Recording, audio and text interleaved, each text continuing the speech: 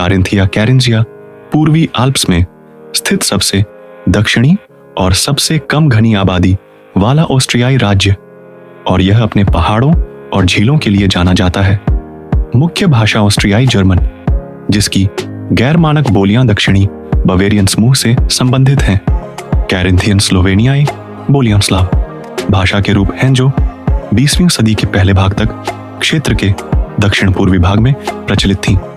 अब इस क्षेत्र में एक छोटे से अल्पसंख्यक ग्रॉसग्लोकनर के साथ हेलिगेनब्लुट, केंद्रीय पृष्ठभूमि में बर्फ से ढकी चोटी, कार्निया या कार्नियोला के समान कारिंथिया नाम की व्युत्पत्ति निर्णायक रूप से स्थापित नहीं की गई है। रेवेना कॉस्मोग्राफी लगभग 700 ई ने स्लाव कारेंटानी जनजाति को बवेरियन के पूर्वी पड़ोसियों के रूप में संदर्भित किया। 8वीं शताब्दी के इतिहासकार पॉल द डेकोन ने अपने लोम्बार्ड्स के इतिहास में वर्ष 763 के लिए कार्नंटम में स्लाव 9,536 किलोमीटर 3,662 वर्ग मील के साथ ये क्षेत्रफल के हिसाब से 5वां सबसे बड़ा ऑस्ट्रियाई राज्य है। अधिकांश बड़े कैरिंथियन शहर और झीलें दक्षिण पूर्व में क्लैगनफर्ड बेसिन के भीतर स्थित हैं, जो एक आंतरिक अल्पाइन तलछटी बेसिन है जो क्षेत्र के लगभग 5वें हिस्से को कवर करता है। ये लोअर कैरिंथियन भूमि उत्तर पश्चिम में पहाड़ी ऊपरी कैरिंथियन क्षेत्र से भिन्न है, जो अल्पाइन शिखर तक फैली हुई है। कैरिंथियन भूमि पर्वत श्रृंखलाओं से सीमित है। कार्निक आल्प्स और कारवांग इटली, फ्रिउली वेनेजिया ग्यूलिया और स्लोवेनिया कारिंथिया सांख्यिकीय क्षेत्र, सविंजा सांख्यिकीय क्षेत्र और ऊपरी कार्नियोला सांख्यिकीय क्षेत्र की सीमा बनाते हैं। माउंट ग्रॉसग्लोकनर 3,797 मीटर 12,457 फीट के साथ उच्च टॉर्न पर्वत श्रृंखला इसे उत्तर पश्चिम में साल्जबर्ग राज्य से अलग करती है। कारिंथिया की बस्तियों का इतिहास पूरा पाषाण युग से शुरू होता है।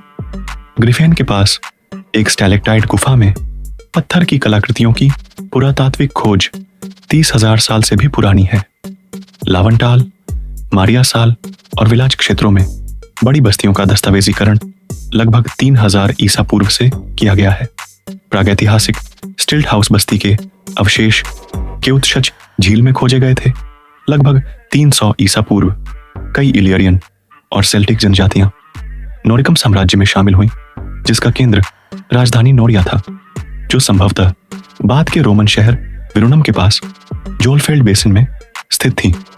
रोमन साम्राज्य ने 15 ईसा पूर्व में नोरिकम को शामिल किया।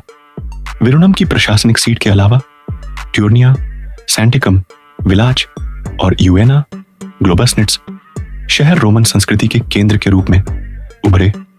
18 के अंत में हैब्सबर्ग राजशाही का विघटन आसन्न था और 21 अक्टूबर 1918 को ऑस्ट्रिया के जर्मन भाषी क्षेत्रों के लिए रीट्सराट के सदस्यों ने वियना में जर्मन ऑस्ट्रिया के लिए अनंतिम राष्ट्रीय परिषद का गठन करने के लिए मुलाकात की। कैरिंथिया, ईस्ट टायरोल और स्टायरिया ने तब मित्र राष्ट्रों द्वारा प्रशासित ऑस्ट्रिया के यूके कब्जे वाले क्षेत्र का गठन किया। यह क्षेत्र 1945 में जर्मन सहयोगी कोसैक्स के रेड आर्मी में बदलाव का गवाह था। मित्र राष्ट्रों का कब्जा 1955 में ऑस्ट्रियाई राज्य संधि द्वारा समाप्त कर दिया गया था। कैरिंथिया में आज भी प्रचलित कई रीति रिवाजों में से एक है किर्चटेज, जो एक पारंपरिक प्रकार का मेला है। सबसे प्रसिद्ध विलाज में विलाचेर किर्चटैग है, जो पहली बार 1936 में आयोजित किया गया था और स्थानीय लोगों और पर्यटकों के बीच बहुत लोकप्रिय है।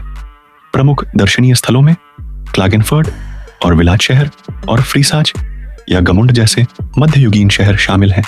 कैरिंथिया में कई मठ और चर्च हैं, जैसे कि जोलफेल्ड मैदान में रोमन्स्क्यूगुर्क कैथेड्रल या मारिया साल, सेंट पॉल, ओसियाज, मिलस्टैड और विक्रिंग के मठ, और साथ ही बड़े पैमाने पर होचोस्टरविट्स, ग्रिफिन या पोर्सिया जैसे महल और महल हैं।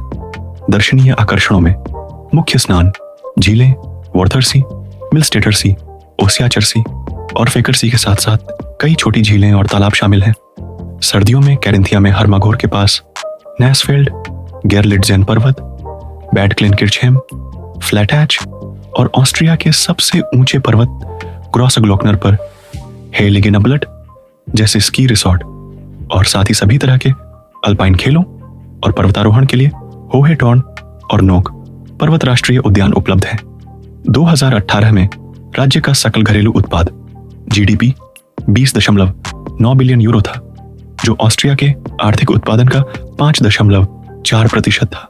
क्रय शक्ति के लिए समायोजित प्रति व्यक्ति जीडीपी उसी वर्ष 33,000 यूरो या US 20.7 औसत का 110% था। जर्मन आधिकारिक भाषा है। यहाँ के लोग मुख्य रूप से जर्मन भाषी हैं और उनकी एक अनोखी और आसानी से पहचानी जा सकने वाली दक्षिणी ऑस्ट्रो बवेरियन बोली है, जिसकी खासियत यह है कि दोहरे व्यंजनों से पहले सभी छोटे जर्मन स्वरों को लंबा कर दिया गया है। कारिंथियन स्वर खिंचाव स्लोवेनियाई भाषी अल्पसंख्यक, जिसे कैरिंथियन स्लोवेनियाई के नाम से जाना जाता है,